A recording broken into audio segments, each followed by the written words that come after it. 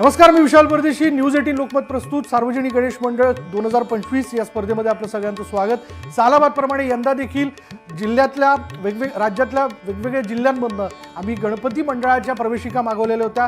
त्यांचे देखावे, त्याचबरोबर त्यांनी त्यातनं दिलेला संदेश याबद्दलचे व्हिडिओज आम्ही मागवलेले होते.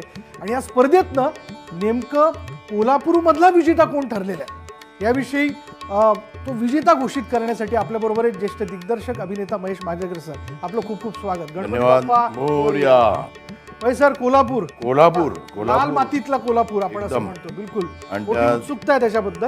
पण तत्पूर्वी आपण कोल्हापूरची मंडळं, आम्ही 5 मंडळं कुठली निवडली होती त्याचा व्हिडिओ बघूया.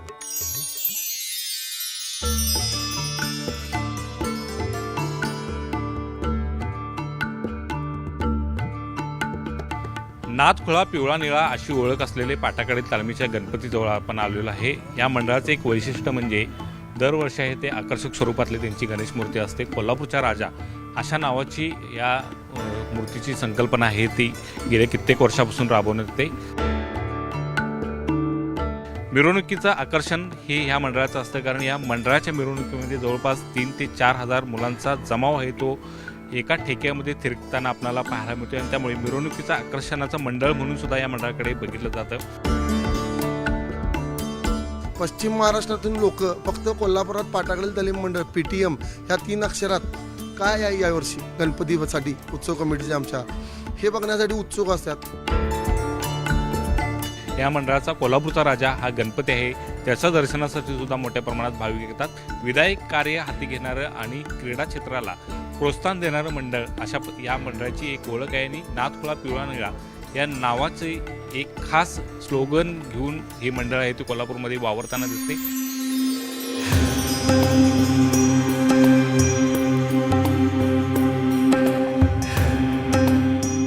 विनस कॉर्नर मित्र मंडळाची आमची स्थापना 1976ला झालेली आहे. तर यावर्षी आमचं 49वं वर्ष चालू असून आम्ही दरवर्षी धार्मिक व पौराणिक देखावे करतोय. यावर्षी आम्ही विनस कॉर्नर मित्र मंडळाने आम्ही देखावा सादर केलेला आहे उज्जैन महाकाल भस्मारती. यामध्ये आम्ही उज्जैनमध्ये जसं महाकालेश्वरचं लिंग, त्याची जे भस्मारती व शृंगार असतो ते दाखवण्याचा प्रयत्न केलेला आहे. आणि आमचा देखावा 6 ते रात्री 12 वाजेपर्यंत असेल. त्यामध्ये आम्ही भस्मारती व शृंगार आरती दाखवणार आहे. प्रथम आम्ही कोल्हापूरमध्ये डॉल्बी मुक्त गणेश उत्सव साजरा केलेला आहे. आमचा गणेशोत्सव नेहमी पारंपरिक पद्धतीने असतो.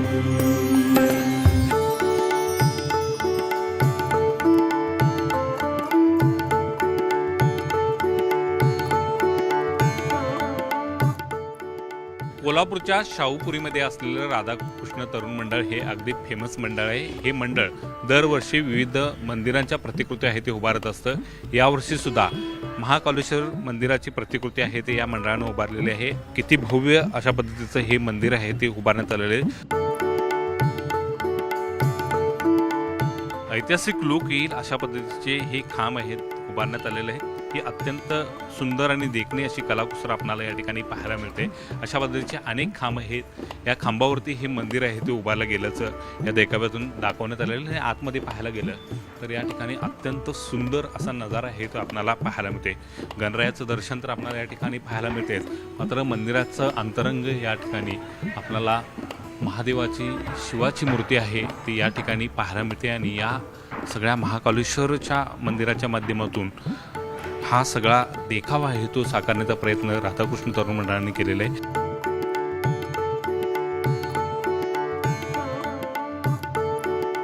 आणि हा देखावा पाहण्यासाठी मोठी गर्दी कोल्हापूरकर करताना दिसून येत आहे.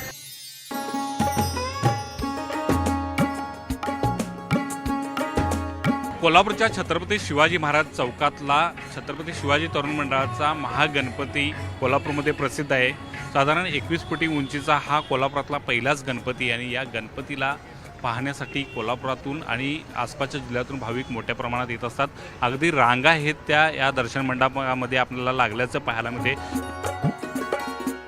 सुरुवातीपासूनच कोल्हापूर जिल्ह्यामध्ये पहिला हा गणपती मानाचा गणपती म्हणून आहे तो ओळखला जातो. कोल्हापूरचा महागणपती अशा पद्धतीची या गणपतीची ओळख आहे.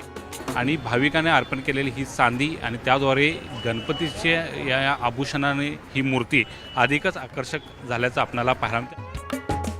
आपला हा जर हा महागणपती बघितला तर उंची याची 21 फूट आहे आणि रुंदी 21 फूट आहे. या महागणपतीचं महात्म्य एवढं मोठं झालेलं आहे की हा नवसाला पावणारा 21 फुटी महागणपती आहे. काही भक्तांना असा अनुभव आलेला आहे की त्यांच्या स्वप्नामध्ये वगैरे हा महागणपती हे भक्तांचे अनुभव आहे, ते आम्ही नाही सांगत. या अनुभवातून त्यांनी या ठिकाणी 2050 पर्यंत मूर्तीचं बुकिंग झालेलं आहे. कोणत्याही मंडळाची मंदिर या ठिकाणी झालेलं नाही, पण कोल्हापूरचा महागणपती असा आहे की कर्नाटक येथील गोकाक तालुक्यातील खामगाव या गावीमध्ये कोल्हापूरचा महागणपती, या महागणपतीची पाषाण रूपातील मूर्तीचं मंदिर त्या ठिकाणी करण्यात आलेलं आहे.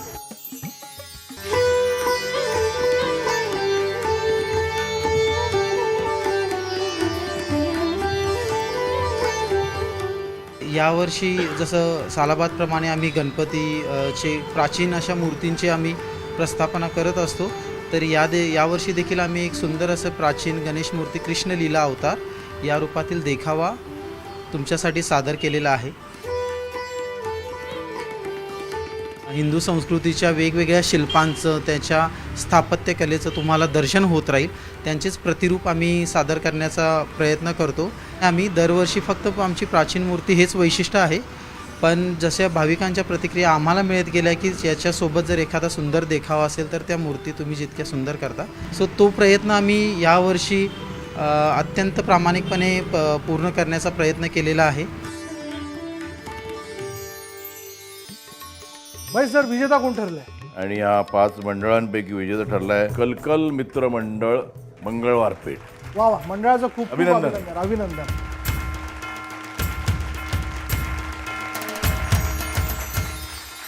कोल्हापूरमधील विजेता मंडळाचं खूप खूप अभिनंदन. तसेच सगळीच मंडळ विजेता आहेत आमच्या दृष्टीने, पण हे मंडळ आम्ही निवडलं होतं.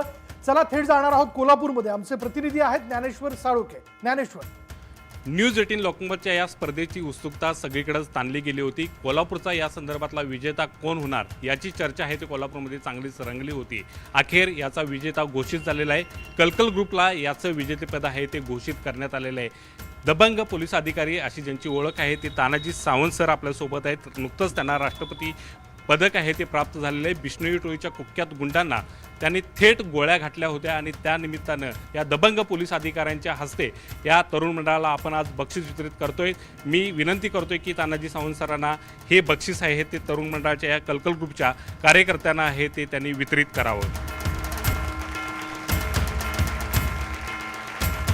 गणपती बाप्पा मंगल मूर्ती. अत्यंत सुंदर आणि देखणी ही ट्रॉफी आहे ती या तरुण मंडळांच्या पदाधिकाऱ्यांच्याकडे वितरित झालेले आहे. या निमित्तानं मी तानाजी सावंत सरांना 2 शब्द आहेत ते व्यक्त करण्याची या निमित्तानं विनंती करतो, कारण तरुण मंडळ आणि पोलिसांचं वेगळं नातं आहे ते गणेशोत्सवामध्ये सर पाहायला मिळते. काय आव्हान असणार आहे तरुण मंडळाच्या कार्यकर्त्यांना आणि या स्पर्धेच्या निमित्तानं तुमचे 2 शब्द? कोल्हापूर वासीय म्हटलं की गणेश उत्सव हा अति त्यांचा प्रिय असा उत्सव आहे आणि खूप सक्रिय आबालवृद्ध असे ते सक्रिय होत असतात. यामध्ये प्रामुख्याने सामाजिक बांधिलकी राखून पर्यावरणपूरक गणेशोत्सव असेल किंवा डॉल्बीमुक्त गणेशोत्सव असेल, की हल्ली डॉल्बीचं आपण बघतोय त्याचं प्रमाण वाढत चाललेलं आहे, परंतु ते प्रमाण कमी करण्यामध्ये तरुण मंडळाचाच त्याच्यामध्ये सक्रिय सहभाग असावा. प्रेशर मीटचा वापर करू नये, CO2चा वापर करू नये किंवा डॉल्बीच्या कर्कश आवाजाचा वापर करू नये. हे पोलीस प्रशासनाने, जिल्हा प्रशासनाने निर्बंध घातलेले आहेत आणि जे उल्लंघन करतील त्याच्यावर कारवाई होईलच, परंतु उल्लंघन करू नये हेच मी आजच्या या माध्यमातून आपल्या सर्व कोल्हापूरकरवासियांना नम्र आवाहन करतो. नक्कीच सर, कोल्हापूरकर सुज्ञ आहेत आणि तुमचं आव्हान नक्कीच ऐकतील आणि विधायक पद्धतीनं हा गणेश विसर्जन आहे तो पार पडतील, गणेश उत्सव आहे ते पार पडतील. तरुण मंडळाचे पदाधिकारी आहेत त्यांची या निमित्तानं आहे ती प्रतिक्रिया आपण जाणून घ्या. काय सांगाल? उत्सुकता लागली होती, आता बक्षीस तुमच्या हातात आहे, पहिले विजेते तुम्ही ठरलाय. पहिल्यांदा म्हणजे मी न्यूज 18 आणि तानाजी सावंत साहेबांचं खूप खूप आभारी आहे. जेव्हा हा तुमचा बोर्ड आमच्या इथं लावला गेला, पहिला आम्हाला काय गोष्टी माहीत नव्हत्या, नंतर तुमची टीम आली, आम्हाला सांगितलं, आम्ही अशी एक स्पर्धा भरवली आहे. त्या अनुषंगानं की आम्ही फक्त सर काय करत होतो की मूर्ती जर आवडली असेल तर तुम्ही वोट करा, मी कुणाला प्रेशर करत नव्हतो. पण ते वोटिंग इतक्यापर्यंत गेलं की आमच्या वोटिंगपर्यंत कोणी पोचूच शकलं नाही. इतक्यापर्यंत आम्ही त्याची बाजी मारली आहे. आणि होय, आमचं मंडळ प्रत्येक वेळी 5 प्राचीन मूर्त्या करत असते, कोल्हापूरमध्ये फेमस आहे. आणि आमच्या म्हणजे इथं असणाऱ्या प्रत्येक मुलग्याचं ह्याच्यामध्ये योगदान आहे. कारण आजपर्यंत आम्ही जे काही केलं हे आमचं सगळं कुटुंब म्हणून आम्ही हे सगळं करत आलो आजपर्यंत. अशी स्पर्धा भरवत जावा म्हणून आम्ही तुम्हाला विनंती करतो आणि तुमच्या सहकार्याबद्दल पण आम्ही तुमचे धन्यवाद मानतो. नक्कीच न्यूज 18 लोकमतची स्पर्धा ही म्हणजे तरुणांना प्रोत्साहन, या मंडळांना प्रोत्साहन देणारी स्पर्धा अशीच म्हणावी लागेल. कारण ज्या पद्धतीने ही तरुण मंडळे दरवर्षी आहेत या स्पर्धेची तयारी करत असतात, उत्सुकता लागून राहिलेली असते, तशाच पद्धतीची उत्सुकता यावर्षीसुद्धा लागून राहिलेली होती. आणि कोल्हापुरातले कलकल ग्रुप हे या स्पर्धेचं विजेते ठरलेले आहेत. त्यांचं खूप खूप अभिनंदन.